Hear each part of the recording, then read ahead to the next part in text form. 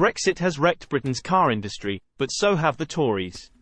There is no hope for Britain's car industry, or at least no hope of maintaining the scale and productive capacity that this bedrock of the UK manufacturing sector could boast before the COVID-19 pandemic.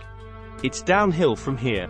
Brexit is an issue, whatever the business secretary, Kemi Badenoch, says, because being inside the single market and sitting at the top table in discussions about the industry was always going to give the UK more heft when the inevitable Europe-wide carve-up over electric car factory locations happened.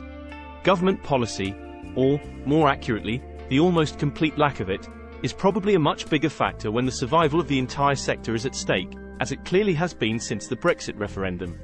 And the car industry itself is a problem, especially the dominant players in the UK, which have too often preferred to play chicken over subsidies with a government that lacks a plan and is incapable of making more than incremental, piecemeal decisions. Things have come to a head after a row with Stellantis, the world's fourth largest car maker, which was created when the US-Italian combo Fiat Chrysler merged in 2021 with the PSA Group, better known as the owner of Peugeot and Citroën. The group, which also makes Vauxhall vehicles, employs more than 5,000 people in the UK, including 1,000 at its electric van factory in Ellesmere Port, Cheshire, and 1,200 at its Luton plant. The company has warned that a commitment to make electric vehicles in Britain is in jeopardy unless the government renegotiates its Brexit deal with the EU to maintain existing trade rules until 2027. Jaguar Land Rover, JLR, has said much the same. So has Ford. Like a billionaire shopping at Harrods, every car company wants lots of free stuff before they commit to expensive investments.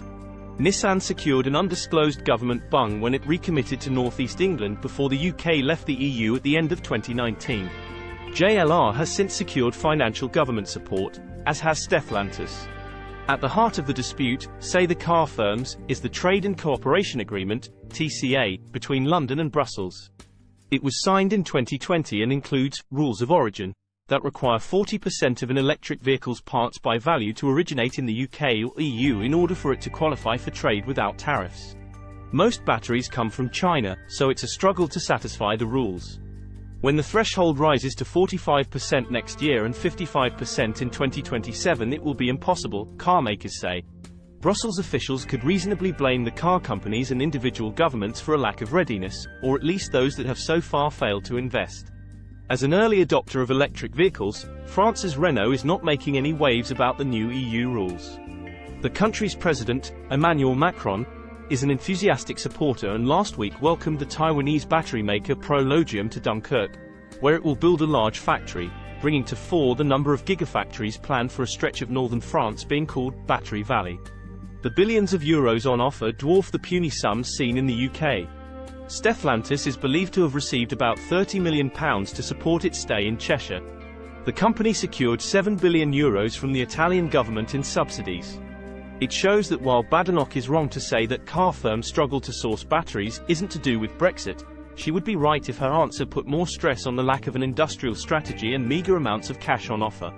Ministers also made the mistake of backing lame horses in the race to secure battery production facilities.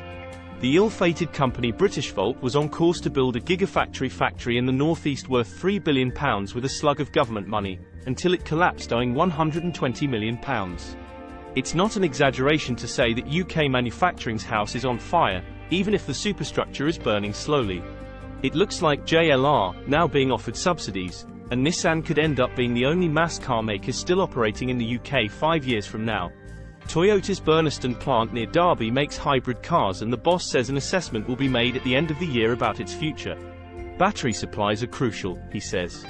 Honda has already closed its Swindon plant and Ford and Stellantis may soon up sticks and quit as well. When the value of an electric car battery can be 50% of the whole car's worth, the decision about where batteries are produced and whether they fit your vehicle is crucial to future production. It should be remembered that British factories built only 775,014 cars during 2022, the lowest annual figure since 1956.